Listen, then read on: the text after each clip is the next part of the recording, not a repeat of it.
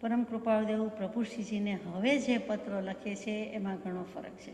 મુનિશ્રી, મુનિજી, નમસ્કાર અને કૃપા કરશોજી, પાઠવશોજી તદ્દન ભાષામાં જુદું જ છે, કેમ કે હવે કેટલીક દશા થઈ ગઈ છે. એટલે કૃપાળુદેવ પહેલાં પણ વિનયસભર જ લખતા હતા, પરંતુ પછી પ્રભુશ્રીજીની અમુક દશા પછી અમુક રીતે લખાય છે એ આપણને સ્પષ્ટ થાય છે. તો પ્રભુશ્રીજી પૂછાવે છે આ જગ્યા વિહાર માટે અનુકૂળ છે, પ્રતિકૂળ છે, અથવા અમારે હવે શું કરવું, ક્યાં વિચારીએ વગેરે એનો કંઈક જવાબ આપે છે. પણ આ રીતે આપે છે કે હું વવાણિયા પહોંચી ગયો છું અને ત્યાંથી થોડા દિવસ માટે મોરબી આવ્યો છું. થોડા દિવસ અત્રે સ્થિતિ થશે, રોકાઈ, સ્થિરતા છે, પછી પાછું વવાણિયા પહોંચી જઈશ. આપ કેટલા દિવસ રોકાવાના છો કે રહેવાના છો એમ ન પૂછતા એમ કહેવાય કે આપની સ્થિરતા હમણાં અહીંયા જ છે કે શું જાણી શકું વગેરે. સ્થિરતા શબ્દ વપરાય. આપણે જાણીએ છીએ સાધુ સાધ્વીજીને પણ એમ જ પૂછતા હોઈએ છીએ કે આપ હમણાં ક્યાં સ્થિરવાસ છો, અથવા તો હમણાં અહીંયા જ છો કે જવાનું છે, કે એમ જવાનું છે કે કાંઈ પૂછાય નહીં, અથવા તો કેટલા દિવસની સ્થિરતા કે રોકાવાનું કે કાંઈ નહીં. સ્થિરતામાં સમજી જાય કે આત્માની સ્થિરતાની વાત નથી, વિહાર કરવાના છો કે કેમ, અથવા તો હમણાં છો ત્યાં રહેવાના છો કે કેમ, એ રીતે પૂછાય. તો અત્યારે પૂછ્યું છે, આ તો કૃપાળુદેવ પૂછે છે કે નડિયાદથી અનુક્રમે કેવી રીતે કયા કયા ક્ષેત્રે વિહાર થવો સંભવે છે. વિહાર શબ્દ શું છે? તો કે વિહાર એટલે ચાલવું, વિચારીને વિચરીને જવું, એટલે એક જગ્યાએથી બીજી જગ્યાએ પહોંચવું, ચાલવું, તેનું નામ વિહાર. પરંતુ બધાને વિહાર નથી કહેતા, પણ સાધુ સાધ્વીજી અથવા દશાવાન જીવ કે પરમ કૃપાળુદેવ એને આપણે પૂછીએ, લખીએ તો શોભે છે. એટલે વિહાર ક્યાં કરવો છે? તો કે જીનાગમમાં જે વ્યવહાર સૂત્ર છે આગમમાં, તેમાં નિશ્ચિત સૂત્ર, કલ્પસૂત્ર, છેદસૂત્ર અને વ્યવહાર સૂત્ર, એ 5 પ્રકારના વ્યવહાર છે. એ વ્યવહારની વાત છે, અને વ્યવહારનો એક નાનામાં નાનો ભાગ તે અહીંયા વિહાર છે. વિહાર શું કહેવાય? તો કે વર્ષમાં 9 વિહાર તો હોય ને હોય. 8 મહિનામાં, 12 મહિનામાંથી 8 મહિનામાં વધુમાં વધુ એક જગ્યાએ 1 મહિનો જ રોકાઈ શકાય એવો નિયમ છે. એટલે કે સાધુ સાધ્વીજી જે પણ છે તે વધુમાં વધુ 1 મહિનો, બાકી તો 1 દિવસ 2 દિવસ અઠવાડિયામાં પણ નીકળી જાય. તો એ રીતે પ્લાન કરીને હોય છે એમને વિચારવાનું. અને 8 મહિનાના 8 વિહાર, અને 9મો વિહાર છેલ્લો કયો? તો કે આખા વર્ષમાં ચોમાસામાં વિહાર કરાય નહીં અને નહીં જ. એટલે કે ચાતુર્માસ એક જગ્યાએ હોય છે તે, એટલે 9મો વિહાર. એટલે નવકલ્પી વિહાર આવે તે આ રીતે છે કે 1 મહિનાનો 1 અને ચાતુર્માસનો 1, એટલે એમ ગણીને 12 મહિનામાં 9 વિહાર કહેવાય છે. તો અહીંયા કયા ક્ષેત્ર પ્રત્યે વિહાર થવો સંભવ છે?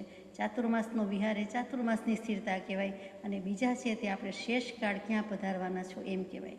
બીજો સમય ક્યાં છો કે બાકીનો ટાઈમ ક્યાં છો એમ પૂછાય, કહેવાય નહીં. શેષકાળ ક્યાં પધારવાના છો? શેષ એટલે રિમેઇનિંગ ટાઈમ, એટલે કે બાકીનો સમય. આ એક વ્યવહારની ભાષા, વિનયાન્વિત ભાષા છે.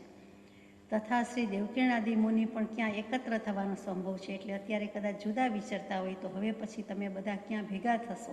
એકત્ર એટલે કે ક્યાં સંઘ એકઠો થવાનો છે? 1, 2, 3, 4થી વધારે સંખ્યા થાય એટલે સામાન્ય રીતે ભાગ પડી જતા હોય છે. એટલે 10, 12, 15 જણા એકસાથે વિચરે નહીં. એટલે કે જેથી વોરાવનાર વર્ગ છે શ્રાવક શ્રાવિકાનો, એને પણ થોડું ઇઝ રીએ એટ ઇઝ વોરાવી શકે. એટલે કે ભારરૂપ ન થવા માટે સાધુ સાધ્વીજી એક જગ્યાએ બધા આખું મોટું ગ્રુપ વિહાર કરતું નથી કે સ્થિરતા કરતું નથી. તે જણાવવાનું બને તો કૃપા કરશોજી. એટલે જો અત્રે જણાવવાનું બને તો કૃપા કરશોજી, એટલે કે પત્રથી લખવાનું જણાવશોજી. દ્રવ્યથી, ક્ષેત્રથી, કાળથી અને ભાવથી એમ 4 પ્રકારે અપ્રતિબંધપણું આત્મતાએ વર્તતા નિર્ગ્રંથને કહ્યું છે, તે વિશેષ અનુપ્રેક્ષા કરવા યોગ્ય છે. 4 પ્રકારે અપ્રતિબદ્ધતા કહી છે. કોઈ પણ વસ્તુનું સ્વરૂપ 4 રીતે હોય છે: દ્રવ્યથી, ક્ષેત્રથી, કાળથી, ભાવથી. અહીંયા પણ 4 રીતે અપ્રતિબદ્ધપણું કહ્યું છે. દ્રવ્યથી શું છે, ક્ષેત્રથી શું છે, કાળથી શું છે અને ભાવથી શું છે? તો દ્રવ્યથી શું હોઈ શકે અપ્રતિબદ્ધપણું? તો આપણે જાણીએ છીએ કે દ્રવ્ય એટલે કોઈ પણ એક સ્થૂળ વસ્તુ, અથવા તો જે કંઈ કહીએ છીએ ચીજ, પદાર્થ જે કહીએ છીએ તે. વ્યક્તિ પણ આવી ગઈ અને વસ્તુ પણ આવી ગઈ. એટલે કે કોઈ પણ ચેતન કે જળ પદાર્થમાં રાગ દ્વેષથી બંધન ન કરે તેનું નામ દ્રવ્યથી અપ્રતિબદ્ધ કહેવાય.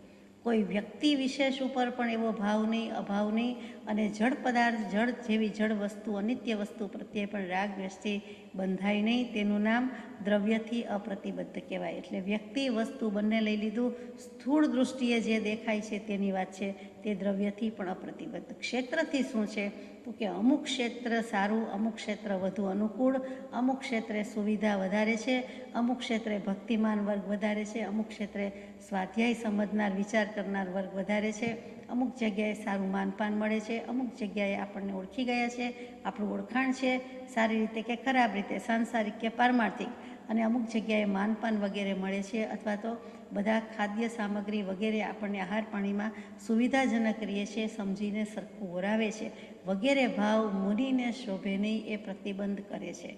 મુનિ દશા લીધા થયા પછી પણ એ પ્રતિબદ્ધ છે, પ્રતિબંધ થાય છે, એ ક્ષેત્રથી પ્રતિબંધ છે.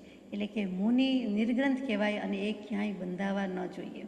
એટલે ક્ષેત્રથી પણ અપ્રતિબદ્ધપણે વિચારવું જોઈએ, એમ ધીમેકથી પ્રભુશ્રીજીને આ પત્રમાં લખી દીધું છે. પ્રભુશ્રીજીની વખતે તો સંયોગ જુદા હતા કે પરમ કૃપાળદેવને માને છે, શ્રદ્ધે છે, એટલા માટે એમના પ્રત્યે કેટલોક બધાને અરુચિ અણગમો અભાવ થઈ ગયેલો, દ્વેષ બુદ્ધિ થઈ ગઈ હોય અને બોરાવે નહીં તે બની શકે. પરંતુ અહીંયા તો ક્ષેત્રથી કહી દીધું છે. એટલે કે પ્રભુશ્રીજીએ શું વિચારવાનું છે તો કે તમારે એટલીસ્ટ રહેવાની સગવડ હોય, ઉપાશ્રય અને સુંદર વિહાર સ્થળ નહીં પણ એક રૂમ જેટલી જગ્યા હોય, 4 દિવાલ હોય, ગમે તે હોય, બીજી બધી રીતે તમને વધારે ઉપસર્ગ પરિસર ન આવે એવી રીતે.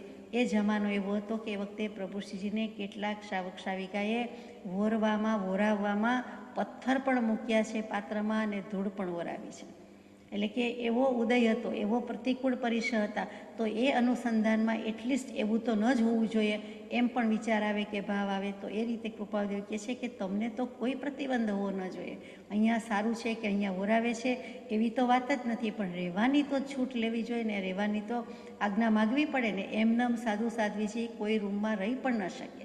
કોઈ પણ એક નાનો રૂમ હોય, કોઈ પણ ગૃહસ્થને એમ થાય, કોઈ પણ સારું સ્થળ હોય ને એમ થાય કે આપ અહીંયા ચાવી છે ને રહ્યો, તો એ આજ્ઞા લેવી પડે છે, એમનેમ થતું નથી. એટલે કે ગમે ત્યાં કોઈનો ભાવ હોય તો પણ તેની આજ્ઞાથી રહેવાય, એમનેમ રહેવાય નહીં. એટલે બધા પ્રશ્નો વિચારવાના છે. તો જાણે છે કૃપાળદેવ પણ વ્યવહાર જાણે છે, પ્રભુશ્રીજી પણ વ્યવહાર સૂત્ર આગમનો અભ્યાસ કર્યો છે, તેમ છતાં ભાવથી આવું ન થવું જોઈએ. એટલા માટે કેટલો વ્યવહાર સાચવ્યો છે, કેટલી આગમોક્ત વિધિ છે એ સાચવ્યું છે, એ જોવાનું છે. કૃપાળદેવે મનથી ભાવથી કંઈ નથી દીધું કે આ જગ્યાએ રહેજો ને કંઈ વાંધો નહીં આવે. શું કામ તો કે મુનિના કેટલાક આચાર, કલ્પ, પ્રકલ્પ, વ્યવહાર, મર્યાદા છે, એમાં પણ લોપ થવો જોઈએ નહીં. પછી કાળથી કહ્યું છે કે શિયાળા, ઉનાળા, ચોમાસામાં રાગ દ્વેષ ન કરે, કે શિયાળામાં આ ક્ષેત્ર સારું પડે, ઉનાળામાં આ ક્ષેત્ર સારું પડે, ચોમાસામાં આ ક્ષેત્ર સારું પડે.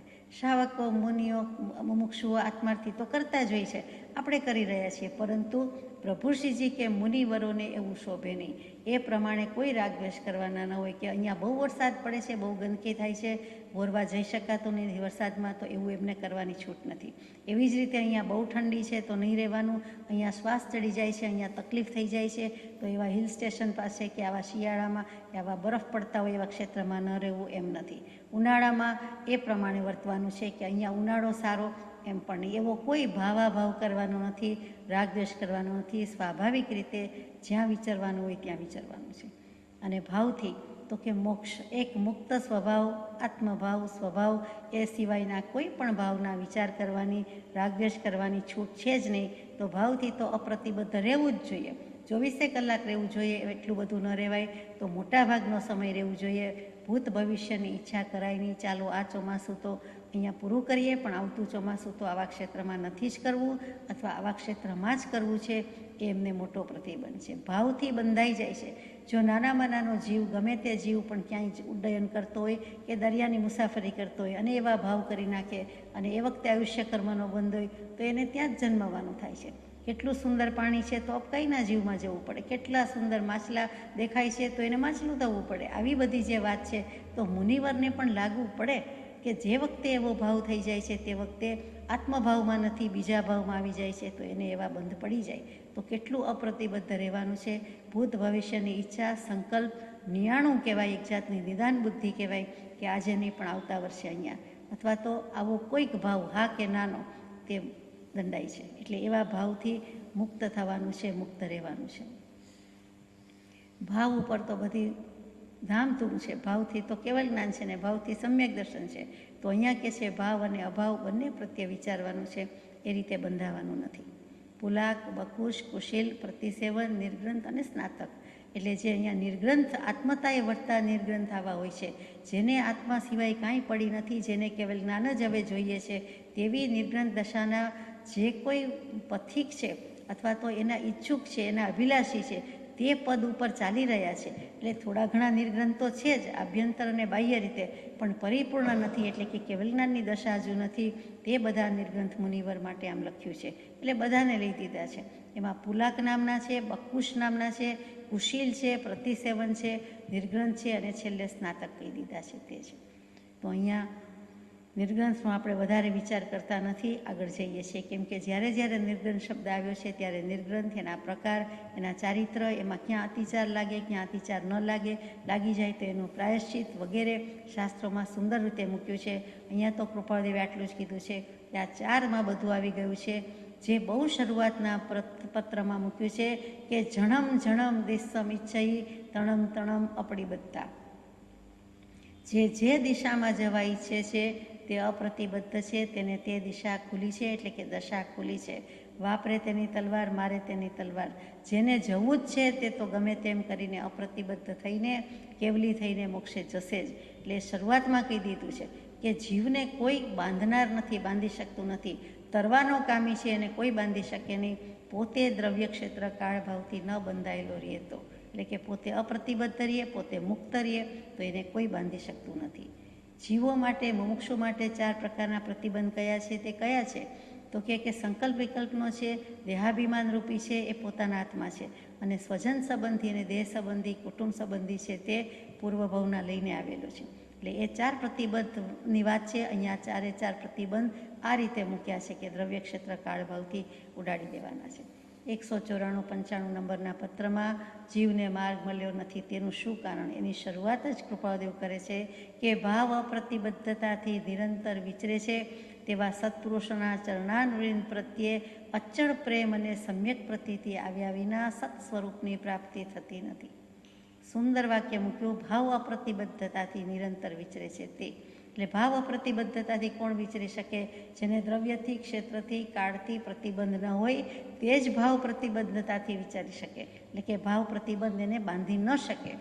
દ્રવ્યથી એટલે સ્થૂળ દૃષ્ટિએ, ઉપલક દૃષ્ટિએ, કોઈ વ્યક્તિ પ્રત્યે કે વસ્તુ પ્રત્યે. ક્ષેત્રથી એટલે કોઈ એરિયા કે ભૂમિ પ્રત્યે. કાળથી તો કે ભૂત ભવિષ્યના વિચાર ન હોય, વર્તમાન વર્તે સદા સોજ્ઞાની જગમાય. એટલે એનો કોઈ વિકલ્પ જ ન કરે. શિયાળા, ઉનાળા, ચોમાસા, હવામાન પ્રમાણે છે, ઋતુનું કામ કરે છે. એ અનિયમિત થાય તો થાય, આપણે આપણું કામ કરવાનું છે. એમ કરીને દ્રવ્યથી, ક્ષેત્રથી, કાળથી 3 પ્રકારે સરવાળો કરો એટલે ભાવથી તો અપ્રતિબદ્ધ હોય જ, થઈ જ જવાના છે. તો કે એવા જે વિચરે છે સત્પુરુષ, તેના ચરણ કમળ પ્રત્યે જ્યાં સુધી અચળ પ્રેમ અને સમ્યક પ્રતીતિ આવતા નથી ત્યાં સુધી સત સ્વરૂપની, એટલે સહજ સ્વરૂપ છે એ જ સત સ્વરૂપ છે, એ જ શુદ્ધ સ્વરૂપ છે, એની પ્રાપ્તિ થતી નથી. આગળ જઈએ. એ જે આત્મતાએ વર્તતા નિર્ગ્રંથને કહ્યું છે તે વિશેષ અનુપ્રેક્ષા કરવા યોગ્ય છે. એટલે કે ખોટું ન લાગે કે પ્રભુશ્રીજીને કહે છે કે તમે બધા આમ તો અપ્રતિબદ્ધ રીતે વિચારવાનો પુરુષાર્થ કરી જ રહ્યા છો, પરંતુ વિશેષ અનુપ્રેક્ષા કરવા યોગ્ય છો. હજુ વધારે ને વધારે એવી જ ભાવના કર્યા કરજો. વારંવાર એવી ભાવના કરજો અને વધારે એવી ભાવના કરજો. એમ જ વિચારીએ છીએ ને, અમને તો આવડે જ છે ને, એમ જ કરીએ છીએ ને, એમ જ કરતા હોય, સારી વાત છે. તો એમ જ કરતા હોય તો એટલું જ રાખવાનું નથી, એનાથી આગળ જવાનું છે, વર્ધમાન કરવાનું છે, અને એથી ઓછું તો કરવાની વાત જ નથી. આગળ જઈએ. હાલ કયા શાસ્ત્ર વિચારવાનો યોગ વર્તે છે તે જણાવવાનું બને તો જણાવવાની કૃપા કરશોજી. અહીંયા પણ પરમ કૃપાદેવ કહે છે કૃપા કરશોજી. આગળ પણ આ જ પત્રમાં એમ કહ્યું કૃપા કરશોજી. કયા શાસ્ત્ર વિચારવાનો યોગ વર્તે છે? હમણાં શું વાંચો છો એમ ચોખ્ખું નથી લખ્યું, એ બહુ રૂડ અને રફ લાગે. અહીંયા પૂછે છે કે કયા શાસ્ત્ર વિચારવાનો યોગ વર્તે છે. એટલે માનો કે કોઈ જ શાસ્ત્ર વાંચતા ન હોય તો અત્યારે પાછું સંભાળી આપે છે, યાદ દેવડાવે છે કે હવે કયું શાસ્ત્ર વાંચવાના છો, અથવા તો આજ્ઞા મંગાવવાની છે, અથવા ગમે તેમ મનમાં આવ્યું તે વાંચી લીધું એમ નથી. જોકે પ્રભુશ્રીજી એવું કરતા જ નથી. વેદાંતના શાસ્ત્રો પછી છેલ્લી આજ્ઞા પ્રમાણે જીનાગમના શાસ્ત્રો વાંચવાની આજ્ઞા થઈ હતી, આપણે જાણીએ છીએ. શ્રી દેવ કિરણા આદિ મુનિઓને નમસ્કાર પ્રાપ્ત થાય. એટલે કે તે બધા મુનિવરોને પણ નમસ્કાર છે. અહીંયા આ પત્ર પૂરો થાય છે. આપણે આગળ જઈએ. પત્રાંક 740 મોરબી માસુદ નોમ બુધ વિક્રમ સંવત 1953 તારીખ 10/2/1897 એટલે કે એ જ તિથિ તારીખે લખાયેલો પત્ર છે. પાત્ર બદલાય છે. પરમ પૂજ્ય શ્રી અંબાલાલભાઈને લખાયેલો પત્ર છે. આત્મસિદ્ધિ વિચારતા આત્મા સંબંધી કંઈ પણ અનુપ્રેક્ષા વર્તે છે કે કેમ તે લખવાનું થાય તો લખશો. આત્મસિદ્ધિ છે તો અમે આપી દીધી, લખી દીધી. તમે પણ 4 કોપી કરી લીધી. હવે એ વાતને કારતક માગસર પોષ 3 મહિના પૂરા થયા તો આ 3 મહિના દરમિયાન તમને કાંઈ વિશેષ ભાવ થયા કે કેમ, કાંઈ પણ અનુપ્રેક્ષા થઈ કે કેમ, કાંઈ વધારે વિચારણા થઈ, એનું પાલન કર્યું કે કેમ તે લખવાનું થાય તો લખશો. કોઈ પુરુષ પોતે વિશેષ સદાચારમાં તથા સંયમમાં પ્રવર્તે છે તેના સમાગમમાં આવવા ઈચ્છતા જીવોને તે પદ્ધતિના અવલોકનથી જેવો સદાચાર તથા સંયમનો લાભ થાય છે તેવો લાભ વિસ્તારવાળા ઉપદેશથી પણ ઘણું કરીને થતો નથી. તે લક્ષ્ય રાખવા યોગ્ય છે. કોઈ પુરુષ પોતે એટલે કે કોઈ આત્મા વિશેષ સદાચારમાં અને સંયમમાં પ્રવર્તતા હોય અને તેના સમાગમમાં જે જીવો આવતા હોય, સત્સંગ અર્થે આવતા હોય, બેસતા હોય તે જીવના પદ્ધતિના અવલોકનથી તે જીવ કેવી રીતે વિચારે છે, કેવી રીતે વર્તે છે, કેવી રીતે બોલે છે, કેવી રીતે કાંઈ પણ એની આચરણા છે તેનાથી જે લાભ થાય છે તે ખરેખર વિસ્તારવાળા ઉપદેશથી થતો નથી. ગમે તેટલું લાંબુ ચોડું સમજાવે અથવા તો ઉપદેશ આપે જ્ઞાની પુરુષ તો પણ તે ઉપદેશથી જેટલો લાભ થાય એના કરતાં વધારે તે જ્ઞાની કે તે પુરુષ, તે આત્મા કેવી રીતે રહે છે, કેવી રીતે એની વિચારણા છે, આચરણા છે તે જોઈને વધારે લાભ થવાનું કારણ છે. આપણે પણ કહીએ છીએ કે બાળકોને કયા કરીએ, સંતાનને કયા કરીએ તો એટલી છાપ નથી પડતી હોતી જેટલી એ આપણું જોઈને શીખે છે, કરે છે કે એ તો આમ કરે છે, એ તો આમ વર્તે છે. જો વ્યવહારમાં પણ આવું છે તો પરમાત્મા તો ખાસ એવું છે ફરીથી કે જે કોઈ પુરુષ પોતે વિશેષ સદાચાર એટલે કેટલી પવિત્રતા હોય, નિર્મળતા હોય, રાગ દ્વેષ ઓછા હોય તો જ એ સદાચાર અને પવિત્રતા આવે. એટલે કે પવિત્રતાનું મૂળ સદાચાર છે. સદાચાર હશે તો એ પવિત્ર થશે, એટલે કે વધારે ને વધારે શુદ્ધ ભાવ થતા જશે, નિર્મળ થતા જશે. અને તે સાથે સાથે સંયમમાં વર્તે છે. કેટલીક વસ્તુનો ત્યાગ હોય, બધી જ રીતે વસ્તુનો ત્યાગ હોય એ તો સ્થૂળ ત્યાગ છે, પણ બધા ભાવોનો પણ ત્યાગ હોય, મોટા ભાગના આડાવડા ભાવોનો ત્યાગ હોય, એટલે કે સર્વભાવથી વિરામ પામવારૂપ સંયમ હોય એવા. અત્યારે તો એમ સમજાય છે, કૃપાદેવ પોતાના માટે લખે છે એના કરતાં અંબાલાલભાઈને સંબોધીને લખ્યું છે કે તમારા સત્સંગમાં જે 5-10 આવતા હોય તે, તમે જે બધા બેસતા હોય તે, તો કે તમારા સંયમ અને સદાચારથી જે લાભ તે ગ્રુપને થશે તે લાભ મારા કે બીજા કે કોઈના વિસ્તારવાળા ઉપદેશથી થતો નથી. કે તમે વિસ્તારથી સમજાવશો તો જેટલો લાભ થશે એના કરતાં તમારા સદાચાર અને સંયમની અસર વધારે પડશે, એનો પ્રભાવ વધારે પડશે. તેમ કૃપાળુદેવે કહી દીધું ઇનડિરેક્ટલી એમ કે હે અંબાલાલભાઈ, તમારો ક્ષમ તો જે હોય તે અને છે તમે વિસ્તારથી સમજાવો, એના કરતાં વધારે સદાચારમાં રહેજો અને વધારે સંયમપૂર્વક પ્રવર્તન કરજો. એટલે ખોટું ખરાબ લાગે નહીં પણ તેજીને ટકોરો બસ. એટલે અંબાલાલભાઈ સમજી જાય કે મારે વિશેષ સદાચારમાં રહેવાની જરૂર છે, મારે વિશેષ સંયમપૂર્વક રહેવાની જરૂર છે.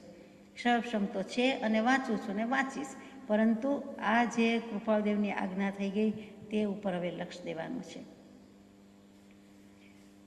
પદ્ધતિના અવલોકનથી એટલે કે તમે જે કરતા હશો, તમારી રીતિ, તમારી ઢબ, તમારી શૈલી, તમારું આચરણ જે હશે, પદ વત્તા ધા પદ્ધતિ છે. શબ્દ બહુ જોરદાર છે.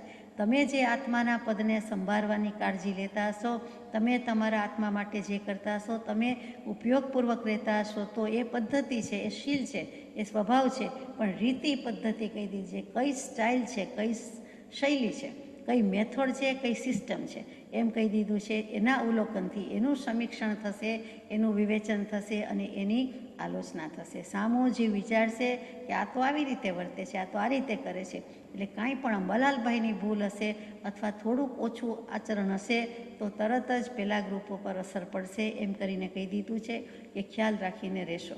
અને બીજું કે આત્મસિદ્ધિજી પછી આપને શું ભાવ થયા છે અથવા તો કેટલીક ભાવના ભાવી છે, કંઈ પ્રગતિ વિકાસ થયો છે કે કેમ તે વિચારશો. તો આપણે વિચારીએ, કેમ કે અંબાલાલભાઈએ એનો જવાબ આપ્યો છે, એ પત્ર આપણને મળી શક્યો છે. ખંભાત મહાસુદ 13 રવિ વિક્રમ સંવત 1953. શ્રીમાન પુરુષોત્તમ શ્રી સદગુરુદેવ શ્રી સહજાત્મ સ્વરૂપ સ્વામી શ્રીને ત્રિકાળ અભિવંદના. પરમ કૃપાળુ દેવ શ્રીમદ સદગુરુદેવ ભગવાન શ્રી સહજાત્મ સ્વરૂપ સ્વામી શ્રીની પરમ પવિત્ર શુભ સેવામાં મોરબી.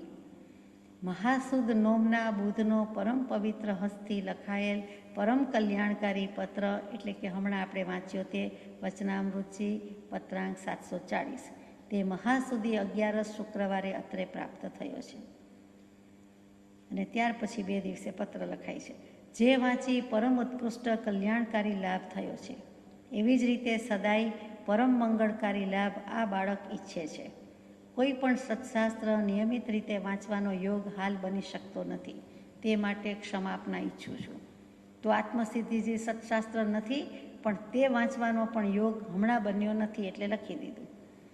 નિયમિત રીતે લખવાનો યોગ હાલ બની શકતો નથી, માટે ક્ષમાપના ઈચ્છું છું. પરંતુ પરમ લાભકારી આજ્ઞા અનુસાર યોગ મુદ્રારૂપ ચિત્રપટ દર્શનાર્થે હાલ શ્રી પાટીદારોને આપીશ.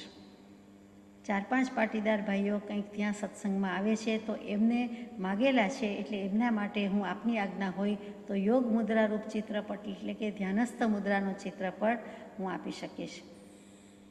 પણ આપની આજ્ઞા હોય તો. શ્રી આત્મસિદ્ધિ શાસ્ત્ર વાંચતા મારી અલ્પમતીથી વિશેષ વિસ્તારપૂર્વક સમજી શકાતું નથી. જુઓ કેવું લખે છે અંબાલાલભાઈ કે આત્મસિદ્ધિજી શાસ્ત્ર વાંચ્યું છે, વાંચતા મારી અલ્પમતીથી, હું તો મંદ બુદ્ધિ અલ્પબુદ્ધિવાળો, વિશેષ વિસ્તારપૂર્વક હું સમજી શકતો નથી. જે કૃપાદેવે લખ્યું છે કે વિસ્તારથી સમજવા કરતાં સદાચાર અને સંયમથી વધુ લાભ થવા સંભવ છે. પણ મારી સાધારણ મતિથી તે ઉત્તમોત્તમ શાસ્ત્ર વિચારતા મારા મન વચન કાયાના યોગ સહેજે પણ આત્મવિચારમાં પ્રવર્તતા હતા. એટલે કે હું મનથી, વચનથી અને કાયાથી સ્વાભાવિક રીતે જ આત્મવિચારમાં ઊંડો ઉતરી જતો હતો. એટલે કે અવગાહના કરતો હતો, ડૂબકી મારતો હતો. એટલે ઘણું બધું કહી દીધું કે મનથી, વચનથી, કાયાથી હું આત્મવિચારમાં રહેતો હતો અને સહેજે રહેતો હતો. સ્વાભાવિક રીતે જ સમાધિભાવ થઈ જતો હતો, એમ કહીએ તો ખોટું નહીં. જેનું અનુપ્રેક્ષણ કેટલોક વખત રહ્યા કરવાથી સામાન્યપણે પણ બાહ્ય પ્રવર્તવામાં મારી સ્થિતિ, મારી ચિત્તવૃત્તિ સહેજે પણ અટકી જઈ આત્મવિચારમાં જ રહ્યા કરતી હતી. એટલે કેટલો પરમ પવિત્ર પ્રભાવ પડ્યો છે કે મારા બાહ્ય વિચાર, બાહ્ય આચરણમાં પણ હું આ અંતર અનુપ્રેક્ષણ આત્મસિદ્ધિજીનું આપે પૂછાવ્યું છે એટલે જવાબ લખે છે કરી રહ્યો હતો. એટલે મારી સ્થિતિમાં ફરક પડી ગયો હતો, મારી ચિત્તવૃત્તિમાં પણ હું અટકી જતો હતો અને હું આત્મવિચારમાં જ રહેતો હતો. જેથી મારી કલ્પના પ્રમાણે સહજ સ્વભાવે શાંતિ રહ્યા કરતી હતી. હું માનું છું, મારી કલ્પના છે, આપ કહો તો માનું એના જેવું, કે મને આટલી શાંતિ રહ્યા કરતી હતી. પરિશ્રમથી મારા ત્રિકરણ જોગ કોઈ પણ અપૂર્વ પદાર્થના વિશે પરમ પ્રેમે સ્થિર નહીં રહી શકેલા તે યોગો તે પરમ ઉત્કૃષ્ટ શાસ્ત્ર વિચારવાથી સહજ સ્વભાવે આત્મવિચારમાં સદગુરુ ચરણમાં પ્રેમયુક્ત સ્થિર ભાવે રહ્યા કરતા હતા. એટલે કે મેં અનંત ઉપાય તો નહીં, લાખ મહેનત તો નહીં, પણ ઘણો પરિશ્રમ કર્યો હતો કે મારા મન વચન કાયના યોગ કોઈ પણ અપૂર્વ પદાર્થ પ્રત્યે પ્રેમથી સ્થિર થાય છે કે કેમ, તો કે કોઈ પ્રત્યે મને એવો રુચિરાગ થઈ જાય છે કે કેમ, તો એવા સ્થિર થતા નહોતા. પરંતુ અત્યારે આ શાસ્ત્ર મળ્યા પછી પરમ ઉત્કૃષ્ટ શાસ્ત્ર વિચારવાથી સહજ સ્વભાવે પણ મારા ત્રણેય યોગ આત્મવિચારમાં સદગુરુ ચરણમાં પ્રેમયુક્ત સ્થિર ભાવે રહ્યા કરતા હતા. જે કરવાનું હતું તે કામ થઈ ગયું, કરી લીધું. જેથી મારી અલ્પજ્ઞ દૃષ્ટિથી અને મારા સામાન્ય અનુભવથી મારી કલ્પના પ્રમાણે એમ લાગે છે કે જો તેવી જ રીતે તે જ શાસ્ત્રનું વિશેષ અનુપ્રેક્ષણ દીર્ઘકાળ સુધી રહ્યા કરે તો આત્મવિચાર, આત્મચિંતન સદાય જાગૃતપણે રહ્યા કરે અને મન વચન કાયના યોગ પણ સદાય આત્મવિચારમાં જ વર્તા કરે. એટલે કે કેવલ જ્ઞાનીની સહયોગી અયોગી જેની સ્થિતિ હું પ્રાપ્ત કરી શકું એમ મને લાગે છે. જો થોડો વખત માટે મને આટલી જાગૃતિ રહી, સ્થિરતા રહી, તો હર હંમેશ માટે પણ હું જાગૃત રહી શકું એમ લાગે છે. જો વારંવાર અનુપ્રેક્ષણ કરું તો. એટલે કૃપાળદેવે જે શબ્દ યોજ્યો છે તે જ શબ્દથી જવાબ આપ્યો છે કે જો તેમ કરું તો. એટલે કે આપે લખી દીધું છે, હવે મારી કરવાની વાર છે. આત્મવિચાર, આત્મચિંતન સદાય જાગૃતપણે રહ્યા કરે તો. આ વસ્તુ આપણને પણ એટલી જ લાગુ પડે છે.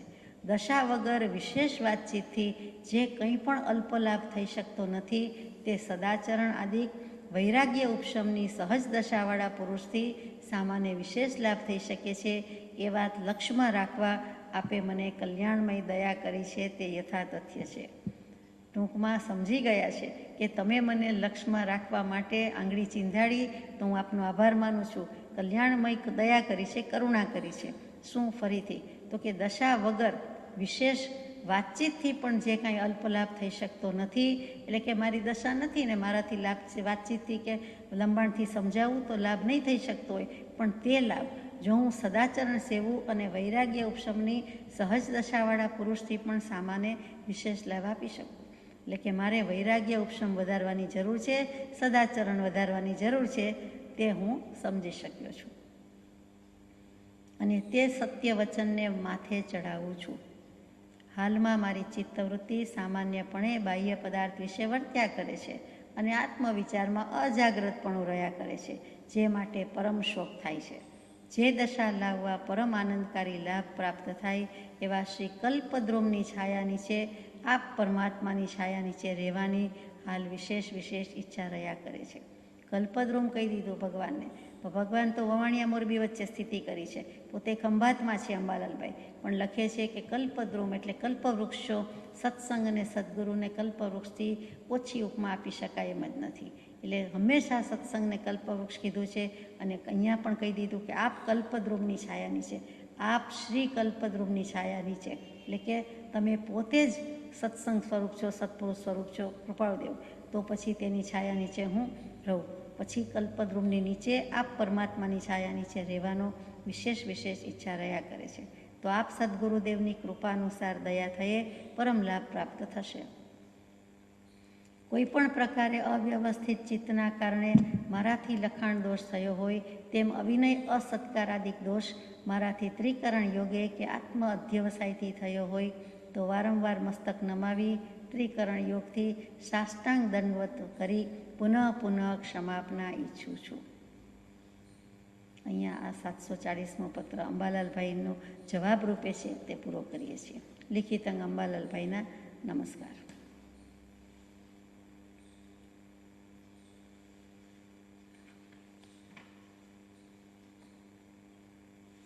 પત્રાંક 741 મોરબી મહાસુદ દસમ શુક્ર વિક્રમ સંવત 1953 તારીખ 12/2/1897. સર્વજ્ઞાય નમઃ. અહીંયા શીર્ષકમાં સર્વજ્ઞ દેવને નમસ્કાર કર્યા છે. પરમ પૂજ્ય શ્રી સૌભાગભાઈને એક સિદ્ધ પુરુષ, આમ તો અર્યંત પરમાત્મા સર્વજ્ઞને યાદ કરે છે, બધા સર્વજ્ઞને યાદ કરે છે, સ્મૃતિમાં લાવે છે, નમસ્કાર કરે છે. અને પછી પૂજ્ય શ્રી સૌભાગભાઈને લખાયેલો પત્ર. અત્રે થોડાક દિવસ પર્યંત સ્થિતિ થવી સંભવે છે. મોરબી છે અને થોડા દિવસ હજુ હું મોરબી હોઈશ એમ લાગે છે. ઈડર જવાનો હાલ વિચાર રાખીએ છીએ. તૈયાર રહેશો. આટલું સ્પષ્ટ અને ટૂંકમાં કૃપાદેવ લખે જ નહીં, પણ એકદમ આજ્ઞા છે, આદેશાત્મક છે અને આવવાનું જ છે, કરવાનું જ છે એમ કરીને લખતા હોય એમ શૈલી સૂચવી જાય છે. શ્રી ડુંગરને આવવા માટે વિનંતી. તેમને પણ તૈયાર રાખશો. વિનંતી કરીને રહી જાય છે એમ નહીં, કહેવા પૂરતું નહીં, વિનય વિવેક નથી, પણ ખરેખર એને લઈ આવવાના છે. તેમને પણ તૈયાર રાખશો એટલે કે તૈયાર કરશો. તેમના ચિત્તમાં એમ આવે છે કે વારંવાર જવાનું થવાથી લોક અપેક્ષાએ યોગ્ય ન દેખાય, કેમ કે અવસ્થા ફેર, પણ એવો વિકલ્પ તેમણે કર્તવ્ય નથી.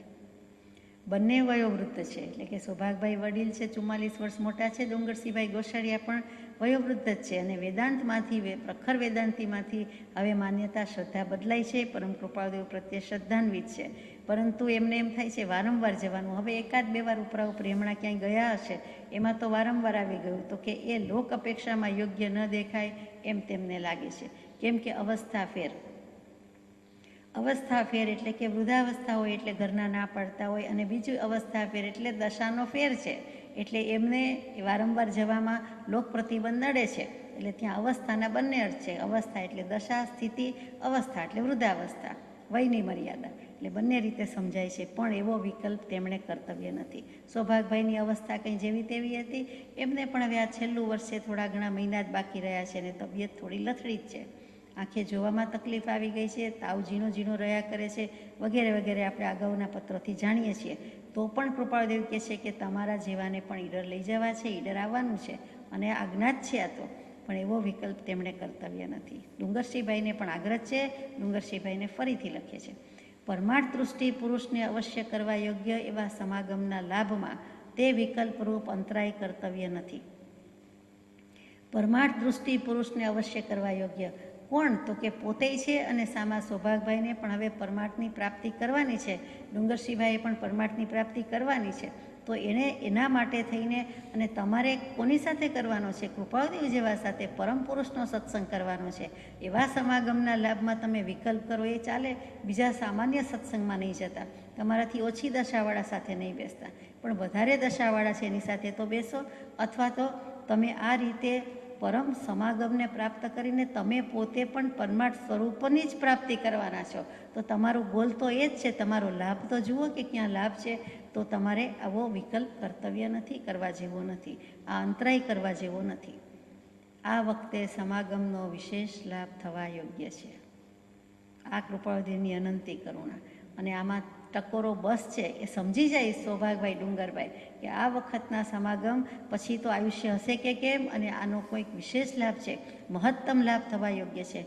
માટે શ્રી ડુંગર અથવા કંઈ બીજો વિકલ્પ છોડી દઈ આવવાનો વિચાર રાખશો. તમારે તો વિકલ્પ કરવાનો જ નથી, ડુંગરસિંહભાઈએ પણ કરવાનો નથી. જુઓ, લૌકિક વિચાર છે એ પરમાર્થને ઘણું અટકાવે છે.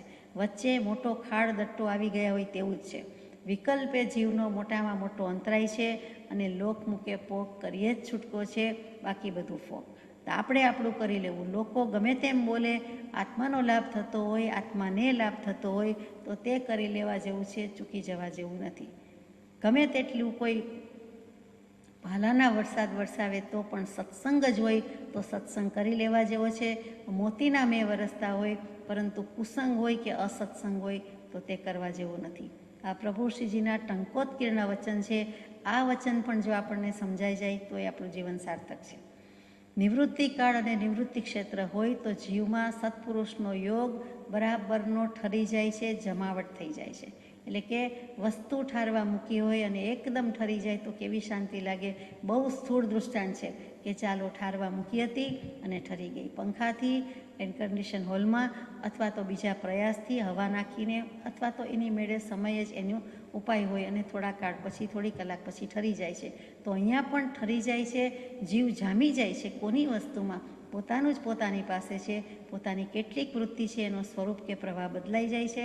એટલે કે ક્લિષ્ટ હતી, ક્લેશકારી હતી, એમાંથી અક્લિષ્ટ, અક્લેશકારી થઈ જાય છે. વિભાવ પરિણતિમાંથી સ્વભાવ પરિણતિમાં મુકાઈ જાય છે. સ્વભાવનું, સ્વરૂપનું ભાન પ્રગટી જાય છે. ઉપયોગ શુદ્ધ થઈ જાય છે, જે અનંતકાળથી નથી થયો. આ સત્પુરુષનું યોગ બળ, આ સત્પુરુષનું જે કહેવું હોય તે બળ છે. તો કે નિવૃત્તિ કાળ અને નિવૃત્તિ ક્ષેત્ર હોય તો જીવમાં સત્પુરુષનો યોગ બહુ ઠરે, એટલે એનો સંજોગ સફળ થાય છે. અને કેટલી હદે? તો કે આ મરણાંત કે આજીવન, એટલે કે દેહ છૂટવાના સમય સુધી પણ યાદ રહે. વચ્ચે કોઈને અંતરાય આવી જાય, પાંદડું આવી જાય તો આવી જાય, પરંતુ છેક સમયે, છેલ્લા સમયે તો એ બોધ કે યોગ પ્રાપ્ત થઈ જ જાય, બોધ યાદ આવી જ જાય. જો ત્યારે યાદ આવી જાય તો એ પરભવે પણ સાથે લઈ જશે. એટલે કેટલી બધી કૃપા છે. તો કે નિવૃત્તિ કાળ અને નિવૃત્તિ ક્ષેત્ર, દ્રવ્ય અને ભાવ તો પોતે છે ને પોતાની પાસે છે. નિવૃત્તિ દ્રવ્ય કહીએ તો આ બાજુ કૃપાળદેવ, આ બાજુ સૌભાગભાઈ ડુંગરસિંહભાઈ, અને ભાવ જે જેવા ભાવ કરશે તેવા. એટલે દ્રવ્ય ભાવ પોતાની પાસે રહ્યા. વચ્ચેના બે ફેક્ટર્સ છે, ક્ષેત્રકાળ, એની જ વાત છે. અને એની વાત અહીંયા કહી દીધી કે એવા જો બંને સંયોગ હાજર હશે, નિમિત્ત હશે, તો એમાં તમને સત્પુરુષનો યોગ ઠારી દેશે, જામી દેશે, જમાવટ થઈ જશે. શ્રી ડુંગર તથા શ્રી લેરાભાઈ આદિ મુમુક્ષુને યથાયોગ્ય આવવા વિશેમાં શ્રી ડુંગરે કંઈ પણ સંકોચ ન રાખવો યોગ્ય છે. ફરીથી કહે છે કે ડુંગરસિંહભાઈને સંકોચ, ક્ષોભ વર્તે છે. કોઈ વખત લોક માટે, કોઈ વખત કૃપાળદેવને તકલીફ ન થાય, એમને કષ્ટ ન અપાય. હવે વિનય જાજો રહેવા દો અને તમે ખુશીથી ક્ષોભ રાખ્યા સિવાય પધારો, પધરામણી કરજો, એમ કૃપાળદેવને કહેવું છે. સૌભાગભાઈ ડુંગરસિંહભાઈ ઈડર પધાર્યા છે. એ પણ આપણે જાણતા નથી, પણ અત્યારથી કહી દઈએ છીએ. આપણે તો જાણીએ છીએ, પત્ર હજી નથી આવ્યો, પરંતુ પછી લઈ ગયા છે ઈડર. અને તે વખતે સૌભાગભાઈના પુત્રોને એમ થઈ ગયું કે આ પિતાશ્રીને આવી અવસ્થામાં અત્યારે મોકલાય ઈડર. તો કે ઈડર મોકલાય કેમ નહીં, તો કે આ પાછા આવશે કે નહીં એવોય કંઈક વિકલ્પ કરી દીધો છે. પણ પાછા આવ્યા છે, સત્સંગનું ભાથું લઈને આવ્યા છે. અને પછી થોડા દિવસમાં જ જે દશા થઈ છે તે દશા કઈ દશા, તો કે 2 ફાટ જુદા દેખાય છે. દેહ ને આત્મા દન 8 થયા, જુદા દેખાય છે, પણ આપ કહો તો માનો. એ સૌભાગભાઈ એટલે કે દેહને આત્માનો વિવેક પાક્કો થઈ ગયો, અનુભવ થઈ ગયો અને પછી દેહ મૂક્યો છે. જેઠ મહિનામાં દેહ મૂક્યો છે. આ મહિનામાં આવવા બાબતના પત્ર વ્યવહાર ચાલે છે. એટલે કે ત્યાર પછી થોડા દિવસ જ મળ્યા છે, વચ્ચે વધારે દિવસ ગયા નથી. નાની પુરુષની કરુણા કંઈક જુદી જ છે. પત્રાંક 742, મોરબી, મહાવત ચોથ રવિ, વિક્રમ સંવત 1953. પ્રસ્તુત પત્ર પરમ પૂજ્ય શ્રી અંબાલાલભાઈને લખાયો છે. તારીખ 21/2/1897. સંસ્કૃતનો પરિચય ન હોય તો કરશો. સંસ્કૃત ભાષા શીખવા માટેની વાત છે. પરિચય ન હોય તો કરશો. જે પ્રકારે બીજા મુમુક્ષુ જીવોના ચિત્તમાં તથા અંગમાં નિર્મળતા ભાવની વૃદ્ધિ થાય તે પ્રકારે પ્રવર્તવું કર્તવ્ય છે. પહેલા પત્રમાં લખી દીધું, ફરીથી લખ્યું કે બીજા મુમુક્ષુ જીવોના ચિત્તમાં તમારી પાસે જે કોઈ ખંભાતમાં આવે છે તે તમારું સત્સંગ વૃંદ છે, તેના ચિત્તમાં અને અંગમાં, શરીરમાં એટલે કાયાથી પણ આવી ગયું, મન વચન અને કાયાથી નિર્મળતા ભાવની વૃદ્ધિ થાય. એટલે કે રાગદ્વેષ રહિત થાય, રાગદ્વેષ ઓછા થાય, ગમા અણગમા ઓછા થાય, બને તેટલો ભાવમળ ઓછો થાય તે પ્રકારે પ્રવર્તવું કર્તવ્ય છે. તમારે એવી રીતે પ્રવર્તવું જોઈએ. નિયમિત શ્રવણ કરાવાય તથા આરંભ પરિગ્રહના સ્વરૂપ સમ્યક પ્રકારે જોતા નિવૃત્તિને અને નિર્મળતાને કેટલા પ્રતિબંધક છે તે વાત ચિત્તમાં દૃઢ થાય તેમ અરસપરસ જ્ઞાન કથા થાય તેમ કર્તવ્ય છે. પછી સત્સંગમાં શું લેવું, તો કે વૈરાગ્ય ઉપશમની દશા લાવો, સદાચાર સંયમ કેળવો અને સાથે સાથે આરંભ પરિગ્રહ આપણને બાધક છે. એટલે બીજાને કહેવું હોય તો પોતે પણ છોડવા પડે.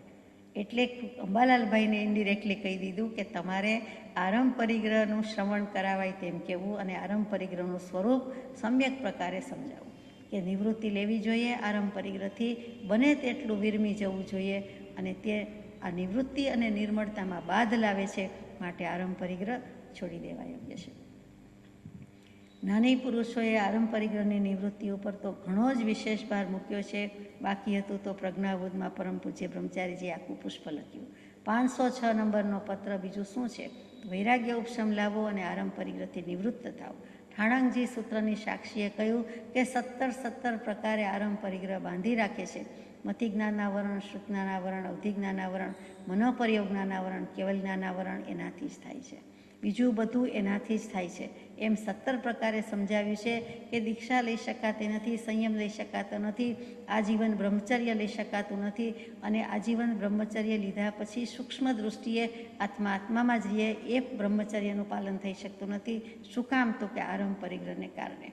એમ બધા જ 17 બોલ મૂક્યા છે જે આપણે તે પત્રમાં વિચાર્યા હતા. અહીંયા તો આટલું જ કે પ્રતિબંધ કરે છે તે જેવું ભૂલી જાય છે. નિવૃત્તિ પણ લઈ શકતો નથી, એ માઇન્ડ ઓક્યુપાઈડ રાખે છે અને પછી મન જ એમાં રહ્યું હોય તો ક્યાંથી નિવૃત્તિ લઈ શકે અને પછી નિર્મળતા કરી શકાતી નથી. આ યોગ મળ્યો, આ ભવ મળ્યો, આ દેહ મળ્યો, આ ભગવાન મળ્યા, આ શાસ્ત્ર મળ્યું, આપણા પરમ સદભાગ્ય. પણ પરમ સદભાગ્ય ક્યારે? સમજો મોક્ષ ઉપાય તો ઉદય સદભાગ્ય. મોક્ષનો ઉપાય સૂચવી દીધો, શ્રદ્ધાય છે, પરંતુ મોક્ષનો ઉપાય જે કરવો જોઈએ તે તો કરતા નથી. તો પછી આરંભ પરિગ્રહની નિવૃત્તિ લીધે જ છૂટકો છે, કરીએ જ છૂટકો છે. રાગ દ્વેષના નિમિત્તો કેટલા બધા કટ ઓફ થઈ જાય, કેટલા બધા સંબંધો ઓછા થઈ જાય, એ જીવ ભૂલી જાય છે. આરંભ પરિગ્રહમાં પડ્યો હોય તો રાગ દ્વેષના નિમિત્તો હોય જ. તમે ગમે તેવો પાર્ટનર હોય તો પણ પોતાને આવે જ આવે. એટલા માટે એ કરવા જેવું નથી. એ વાત ચિત્તમાં દૃઢ થાય તેમ અરસપરસ જ્ઞાન કથા થાય તેમ કર્તવ્ય છે. તમારે તેવી જ્ઞાનની કથા કરવી જોઈએ અને પાછું અરસપરસ એટલે પરસ્પર. તે ભાઈઓ પણ એમ વિચારે, તમે પણ એમ કહો અને તમારે બધાએ આ કરવા જેવું છે. આ દૃઢતા લાવવા જેવી છે. કૃપાદેવના શબ્દોમાં, શૈલીમાં કે દશા અને ભાવમાં તો એમ જ છે કે જો આજીવિકા પૂરતું મળતું હોય અને આજીવિકા એટલે ખરેખર બિલકુલ સિમ્પલ લિવિંગ, એમાં જે આજીવિકાથી મળતું હોય તે જ એ રિલેટિવ છે, સાપેક્ષ છે. કોને કેટલી આજીવિકા એમ કીધું નથી, પરંતુ રોટલા મળી ગયા, પેટ ભરાઈ ગયું તો વધારે આશા રાખવા જેવું નથી, વધારે એના માટે પ્રયત્ન પણ કરવા જેવું નથી. અહીંયા આ પત્ર પણ પૂરો થઈ જાય છે. અંબાલાલભાઈને કેવું કેવું લખે છે એ વિચાર આવે છે. એ પણ યુવાવસ્થામાં જ છે અને એમને ઘણું છોડી જ દીધેલું છે. પાછા છોડીને કૃપાળદેવ સાથે જતા રહી અને હવે કે ઘરે નથી જવું, મારે આરંભ પરિગ્રહનો ત્યાગ, તો કૃપાળદેવ જ પાછા મોકલે કે ઘરના સાથે તો રહેવું જોઈએ અને આરંભ પરિગ્રહનો ત્યાગ કરી દીધે ન ચાલે, તમારે પાછું જઈને સંભાળવાનું છે. એક બાજુથી આવું કહે, બીજી બાજુથી આવું કહે, એ બે વચ્ચે રહેવાનું મહાવિકટ કામ છે. એમ કહે આવી જાય, સ્વીકારી લઈએ કે ચાલો આવી ગયા, હવે અમે જ્યાં હોઈએ ત્યાં નિવૃત્તિ ક્ષેત્રમાં તમે સાથે જ રહેજો, એમ પણ કહી દેતા નથી કે હવે તમારે ઘરે જવાની જરૂર નથી, એમ પણ કૃપાળદેવ કહેતા નથી. જ્યારે અમે ત્યાગ લઈએ ત્યારે ભેટ બાંધીને તૈયાર રહેવું અને બીજાને પણ તૈયાર રાખશો, એવું કહી દીધું છે કે જ્યારે અમે ત્યાગ લઈએ ત્યારે, સર્વસંગ પરિત્યાગ કરીએ ત્યારે. પરંતુ અત્યારે તો કે અત્યારે પાછા જાઓ. હવે આ પત્રનો જવાબ અંબાલાલભાઈ આપ્યો છે તે આપણે વિચારીએ, વાંચીએ. શ્રીમદ સદગુરુ ભગવાન શ્રી રાજચંદ્ર દેવશ્રીને ત્રિકાળ અભિવંદના. મહાસુદ ત્રીજ, ગુરુ વિક્રમ સંવત 1953, ખંભાત. પરમ કૃપાળુ દેવાધિદેવ, અનાથના નાથ, અશરણના શરણ, પરમ દયામય શ્રીમદ સદગુરુ શ્રી રાજચંદ્રજી પ્રભુની પરમ પવિત્ર શુભ સેવામાં વવાણિયા. નમ્રતાપૂર્વક વિનંતીથી આ લેખકના સવિનયપૂર્વક વારંવાર સાષ્ટાંગ દંડવતથી પ્રભુ ચરણમાં નમસ્કાર પ્રાપ્ત થાય. સંબોધન તો બરાબર, પછી શરૂઆત કેવી છે તો કે નમ્રતાપૂર્વક વિનંતીથી આ લેખકના, એટલે મારું નામ તો ખોટું જ છે, નામ શું વાપરું એમ, સવિનયપૂર્વક, એકવાર નમ્રતાપૂર્વક, પાછું સવિનયપૂર્વક, વારંવાર, એકવાર નહીં, 3 વાર નહીં, અનેક વાર, વારંવાર સાષ્ટાંગ દંડવતથી પ્રભુ ચરણમાં નમસ્કાર પ્રાપ્ત થાય. કોઈ પણ પ્રકારે અવિનય, આશાતના, અભક્તિ, અપરાધ કે બીજા દોષ કોઈ પણ પ્રકારે મન, વચન, કાયા કે આત્માના કોઈ પણ યોગાધ્યવસાયથી થયા હોય તો વારંવાર ત્રિકરણ યોગે નમસ્કાર સાષ્ટાંગ દંડવત કરી પ્રભુ ચરણમાં મસ્તક નમાવી પુનઃ ક્ષમાપના ઈચ્છું છું. કંઈ પર્યુષણ પર્વ નથી, મા મહિનો છે, તો પણ આવી ક્ષમાપના લીધી છે. શ્રી ગાંડાભાઈ વગેરે પાટીદારો 3-4 મુમુક્ષુઓ હંમેશા સત્સંગમાં રાત્રિના આવે છે. મારી અલ્પજ્ઞ દૃષ્ટિથી તેમની શ્રદ્ધા ઠીક લાગે છે. કેટલાક દિવસ થયા તેમણે રાત્રિના 10 વાગે સત્સમાગમમાંથી ગયા પછી 5 માળા આપ સદગુરુશ્રીના પવિત્ર પરમ ઉત્કૃષ્ટ નામની ગણવાનો તેમજ પાછા સવારે 4 વાગે વહેલા ઉઠી તે જ પ્રમાણે કરવાનો રિવાજ રાખ્યો છે. હજુ કૃપાળદેવે સહજાત્મ સ્વરૂપ પરમગુરુની 5 માળા કે 3 માળા એવો સ્પષ્ટ મંત્ર કોઈને આપ્યો નથી, જેને આપ્યો છે એને જ આપ્યો છે. એટલે અહીંયા કહે છે આપના નામની માળા કરે છે, એટલે કે આ સહજાત્મ સ્વરૂપની આજ્ઞા કે આપ્યો નથી, એટલે કૃપાળદેવનું નામ શ્રીમદ રાજચંદ્ર ભગવાનને નમસ્કાર કે શરણમ મમ કે એવું કંઈક હોવું જોઈએ. તે મુમુક્ષુઓની ઈચ્છા સવારે જલ્દી ઉઠવાથી 5 માળા ગણ્યા પછીનો વખત શ્રીમદ સદગુરુ ભગવાનની સેવા ભક્તિમાં જાય અને પ્રતિદિન અમૂલ્ય દર્શનનો લાભ થાય, તે હેતુએ 2-3 વખત મારી પાસે આપ પરમ પવિત્ર પ્રભુના ચિત્રપટની માગણી કરી હતી. કારણ કે સવારના જલ્દી ઉઠવાનો રિવાજ રાખવાથી અને તે વખતે મુમુક્ષુઓને અનુકૂળ આવવાથી ચિત્રપટ માટે સેવા ભક્તિ કરવાની તેમની ઈચ્છા વિશેષ રહે છે. તેથી મારી પાસે માગણી કરી છે. માગણી મોટી છે, પરંતુ લખવાની રીત બહુ નાની છે. નમ્રતા છે, વિનય છે અને ખબર ન પડે તેવી રીતે જાણે કે કહી દેવું છે કે સવારે વહેલા ઉઠવાનો એમને અભ્યાસ જ છે, ટેવ જ છે, એટલે ઉઠે જ છે, માળા કરે જ છે. માળા કર્યા પછી અને બીજા બધા કામમાં પરવારે, એટલે કે બીજા કામ શરૂ કરે એ પહેલાં એમને આપના ચિત્રપટની સેવા પૂજા કરવી છે. પૂજા શબ્દની સેવા ભક્તિ કરવાની ઈચ્છા વિશેષ રહે છે. તો વંદન નમસ્કાર તો જરાક વારમાં થઈ જાય, થોડીક સેકન્ડમાં થઈ જાય, 1 મિનિટમાં થઈ જાય. પછી તો કે પછી પૂજા શબ્દ લખ્યો નથી, એટલે કે 3 મુમુક્ષુ અને એમની સાથે જે બીજા 1-2 હોય તે, એટલે ગણીને 5 જીવ એવા હશે કે જેમને આવી ભાવના રહે છે અને આવું કરી શકશે. વહેલા ઉઠવાનો અભ્યાસ તો છે જ, તો મને ચિત્રપટનું શું કરવું તે કહેવાનું છે, એટલા માટે પછી લખ્યું નથી કે આપ કહેશો તેમ કરીશ, પણ આ રીતે છે એમ નિવેદન કરી દીધું ધીમેકથી. પછી કૃપાળદેવના જવાબની રાહ જોશે. એમના વતી પ્રસ્તાવના વિનંતી કરવાનું મોટું કામ છે અંબાલાલભાઈનું, અને કરી દીધું. ઠપકો મળશે તો અંબાલાલભાઈનું મળશે, પેલા ભાઈઓને સુખ કાંઈ નહીં. કેવા બધાના ભાવ હશે એમ વિચારું છું. એમ ત્યાં બેઠા નમસ્કાર પહોંચી જ જાય ને, પરંતુ નહીં, ચિત્રપટ જે આપો અને હું એના દર્શન કરું.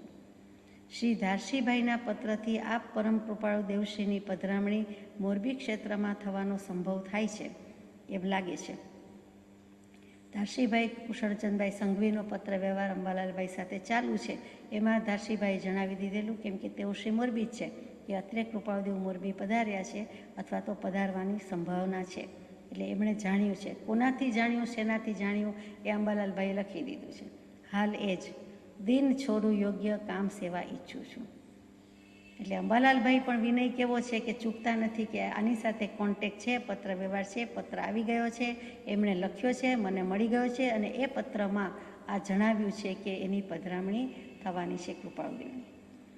દિન છોરું યોગ્ય કામ સેવા ઈચ્છું છું. અલ્પજ્ઞ દીનદાસ અંબાલાલના સવિનય નમસ્કાર પવિત્ર ચરણમાં પ્રતિ સમય પ્રાપ્ત થાય. વારંવારમાંથી છેલ્લે પ્રતિ સમય આવી ગયું છે.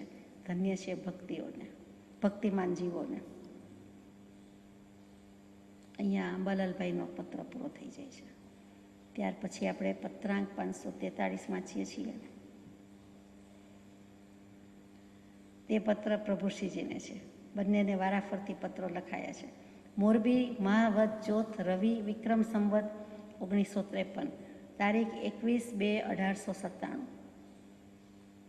મોરબી. પ્રભુશ્રીજી જ્યાં છે ત્યાં. સકળ સંસારી ઇન્દ્રિય રામી મુનિગુણ આત્મરામી રે, મુખ્યપણે જે આત્મરામી તે કહીએ નિષ્કામી રે. મુનિશ્રી આનંદઘનજી. મુનિશ્રીને લખાયેલો પત્ર કૃપાળદેવ મુનિશ્રીને યાદ કરીને લખે છે. કયા તો કે યોગીરાજ શ્રીમદ આનંદઘનજી મહારાજ મુનિ. આનંદઘનજી મહારાજે ઘણું લખ્યું છે. એમાં સ્તવન 24 મુખ્ય છે, જે આપણે પ્રાતઃકાળે ગાઈએ છીએ. તેમાં શ્રી શ્રેયાંસનાથ ભગવાન એટલે 11મા ભગવાનના સ્તવનમાં આવે છે. તે કડી મૂકી છે કે સકળ સંસારી ઇન્દ્રિય રામી. સકળ સંસારી ઇન્દ્રિય રામી મુનિગુણ આત્મ રામી રે, મુખ્યપણે જે આત્મ રામી તે કહીએ નિષ્કામી રે. શ્રી શ્રેયાંસજીન અંતર જામી. એમાં વચ્ચે કડી મૂકે છે. આ કડીની પછીની કડી છે. નિજ સ્વરૂપ જે કિરિયા સાધે દેહ અધ્યાત્મ કહીએ રે, જે કિરિયા કરી ચૌગતિ સાધે તે ન અધ્યાત્મ કહીએ રે. જો અધ્યાત્મ સાધી નહીં, આત્મા સાધીને મોક્ષે ન જવાતું હોય, 4 ગતિમાં જ ફરવાનું હોય, તો એવી ક્રિયા કરીને ફાયદો શું છે? એ ક્રિયા કરીને તો 4 ગતિમાં જ ફર્યા, પરંતુ હવે એવી ક્રિયા કરીએ કે નિજ સ્વરૂપની સાધના થઈ જાય. એટલે કે નિજ સ્વરૂપ જે ક્રિયા સાધે દેહ અધ્યાત્મ લઈએ રે. તો મારે મારા સ્વરૂપની, સ્વસ્વરૂપની, નિજ સ્વરૂપની જ સાધના કરવાની છે. શુદ્ધ સાધના, શુદ્ધ સ્વરૂપી થયા હોય તેના લક્ષ્ય. તો અહીંયા કહી દીધું પ્રભુશ્રીને, સકળ સંસારી ઇન્દ્રિય રામી. જે સંસારમાં બધા જીવો છે, સયલ એટલે સકલ, તે તો ઇન્દ્રિયના સુખમાં, વિષયના સુખમાં જ રમનારા, રાચનારા છે. તે બધા સંસારી, સાચા સંસારી છે. મુનિગુણ આત્મરામી રે. તો મુનિ જે કોઈ છે તે પણ હજુ સંસારમાં જ કહેવાય. દેખીતી રીતે સ્થૂળ સંસારનો ત્યાગ છે, પણ સિદ્ધ ગતિને પામ્યા નથી. ત્યાં સુધી તો કેવલજ્ઞાની પ્રભુને પણ સંસારમાં આપણી વચ્ચે રહેતા હોવાથી સંસારી જ કયા છે, આપણે જાણીએ છીએ. તો હજુ તો મુનિ છે. પંચ પરમેષ્ઠીમાં છેલ્લું પદ છે તે છો, અને ત્યાંથી તો હજુ ઉપાધ્યાય, આચાર્ય, અર્યંત સિદ્ધ થવાનું છે. તો મુનિગુણ આત્મરામી રે. મુનિ હંમેશા આત્મજ્ઞાની હોય અને આત્માના ગુણમાં જ રમતા હોય. સાચા મુનિની વાત છે, દ્રવ્યલિંગી બાહ્ય વેશધારી સાધુની વાત નથી. તો હે પ્રભુશ્રીજી, તમને શું શોભે? તમે મુનિ છો, તમારે આત્મરામી, આત્મામાં જ રહીએ તેવા આત્માના અનંત ગુણ છે. મુખ્ય 4 છે, અનંત જ્ઞાન, અનંત દર્શન, અનંત સુખ, અનંત વીર્ય. એમાં જ રમવાનું હોય. એટલે કે બીજા બધા સંસારમાં ઇન્દ્રિયના વિષયના સુખમાં હોય, તમારે આત્માના સુખમાં, આત્માના ગુણમાં રમવાનું હોય. મુખ્યપણે જે આત્મરામી તે કહીએ નિષ્કામી રે. પછી મુખ્યપણે, કદાચ બીજા કરે કે નહીં, પણ મુખ્યપણે જે આત્મારામી છે એમાં પણ જે મુખ્યતા લે છે, એટલે કે લીડ લે છે, નેતા થાય છે, આગળ જાય છે, તે બધા જ નિષ્કામી છે. એટલે કે સહજાત્મ સ્વરૂપની પ્રાપ્તિ હોય, ઓછામાં ઓછું એટલું હોય, એ મુનિ દશા છે, સાધુ દશા છે. અને પછી એનાથી આગળ જતાં સહજ સ્વરૂપની પ્રાપ્તિ તો છે, કરવાની નથી, થઈ ગઈ છે, પરંતુ પછી આગળ જવા માટે જે આત્મગુણ છે એમાં જ તમારે રમવું જોઈએ અને રાચવું જોઈએ. પ્રાપ્તિ થઈ ગઈ એટલે અથથી ઇતિ આવી ગયું એમ નથી. ઇતિશ્રી આવી જતી નથી. શ્રી ગણેશ ભલે મંડાઈ ગયા હોય પણ ઇતિશ્રી નથી. આરંભ થઈ ગયો અંત નથી. આ તો અનંતકાળ સુધી અનંત ગુણ રહેવાના છે અને એમાં જ તમારે રમવાનું છે.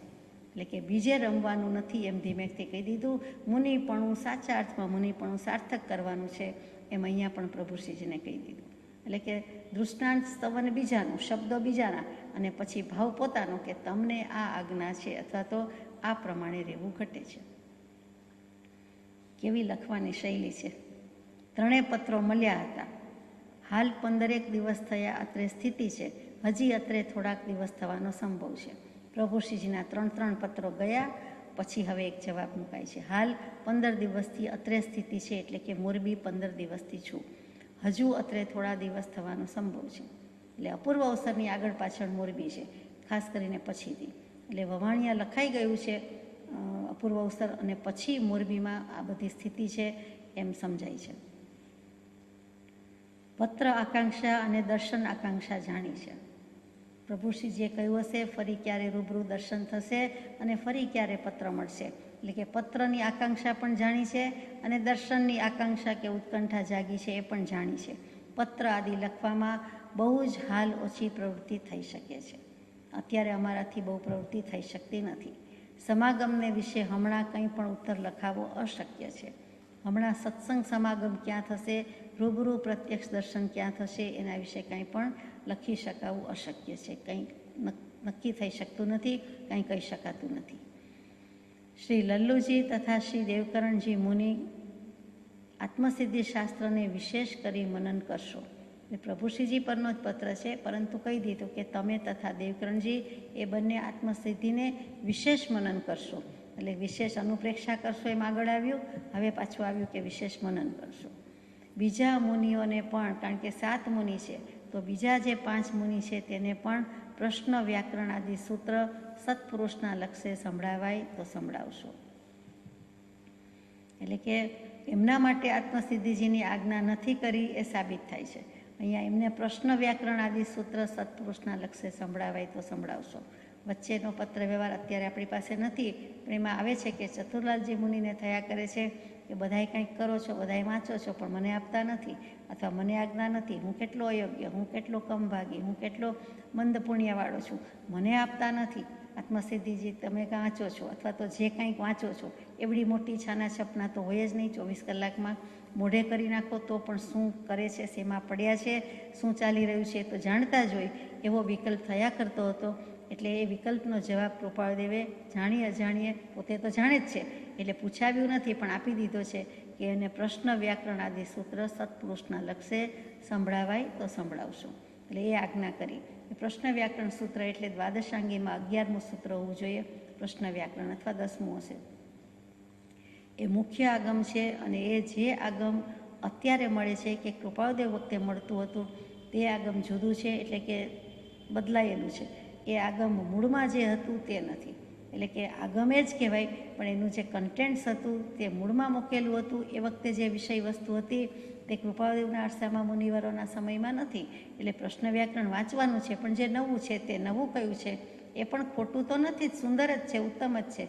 એમાં અત્યારે આપણને મળે છે તેમાં 5 આશ્રવદ્વાર અને 5 સંવરદ્વાર વિશેનું જ વિશેષ વિવરણ છે અને તે એને સમજાવજો. કર્મ આવતા કેમ અટકે અને કર્મની નિર્જરા કેમ થાય અથવા કર્મ આવતા રોકાય છે રીતે એ જે માર્ગ છે. એટલે કે 9 તત્વમાંથી આશ્રવ તત્વ અને સંવર તત્વની વાત તેને મૂકશો અથવા તો તેની પાસે મૂકીને એમને સમજાવજો અને સંભળાવશો. અને કેવા લક્ષ્ય? સત્પુરુષના લક્ષ્ય.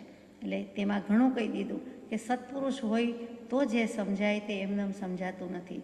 આ શાસ્ત્ર જાતે વાંચી લઈએ છીએ પણ ગુરુ ગમે સમજવા જેવા છે અને સત્પુરુષના લક્ષ્ય સાંભળાવાય અથવા તો સમજાવાય તો જ યોગ્ય છે. એટલે લક્ષ્ય કરાવવાનો છે કે સત્પુરુષ કોણ, કેવા હોય અને સત્પુરુષ પાસેથી સમજીશું તો વધારે લાભ થશે એમ પણ કૃપાળદેવે કહી દીધું. એટલે અઘરું કામ સોંપી દીધું.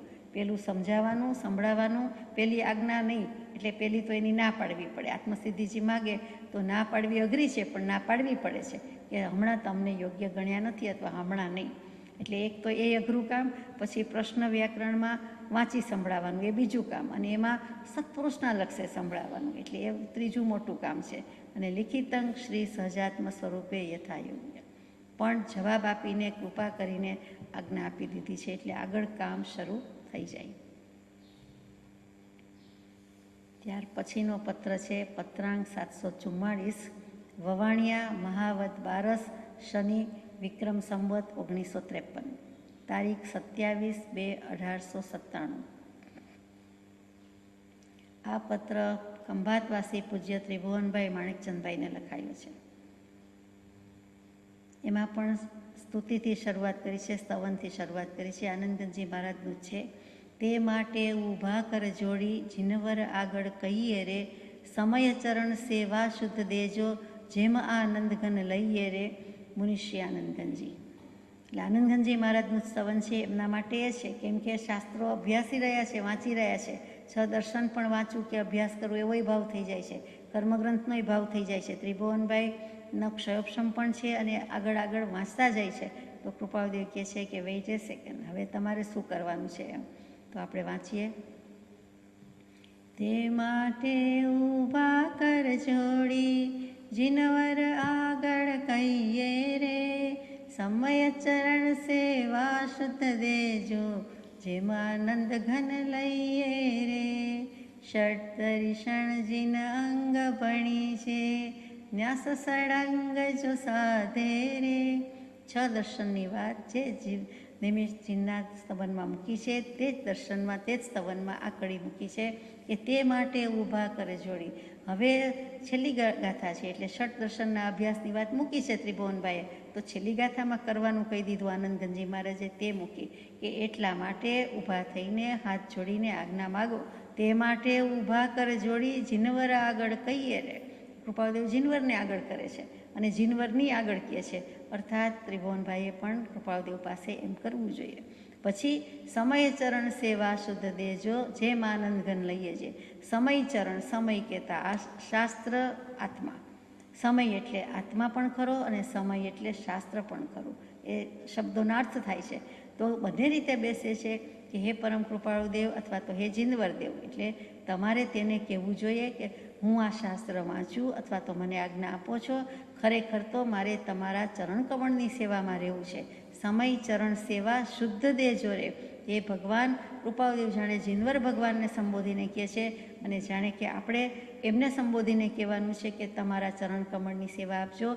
અને શાસ્ત્રમાં કીધેલું એટલે સમય એટલે શાસ્ત્ર, એટલે આ જે ષટ દર્શન વગેરે છે એમાં શાસ્ત્રમાં કીધેલી આજ્ઞા અને તે આજ્ઞાનું પાલન કરવાનું મને કહેજો રે.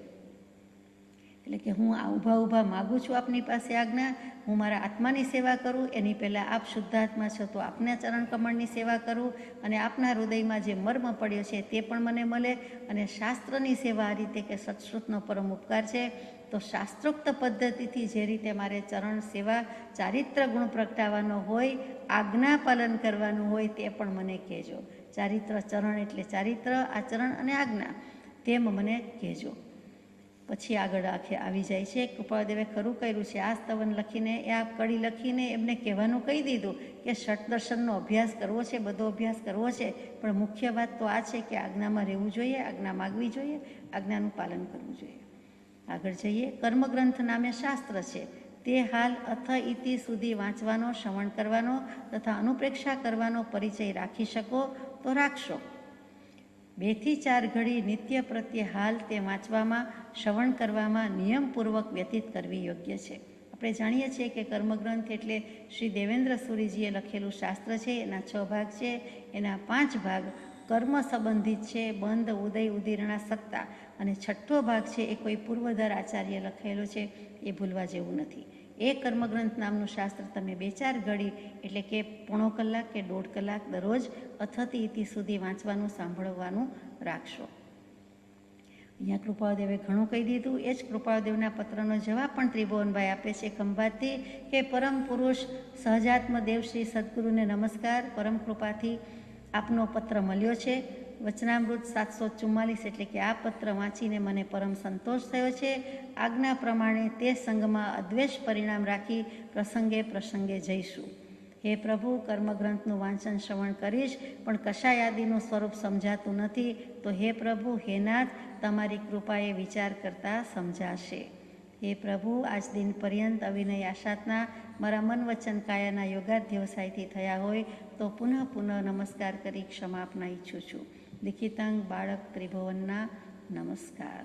સહજાત્મ સ્વરૂપ પરમ ગુરુ.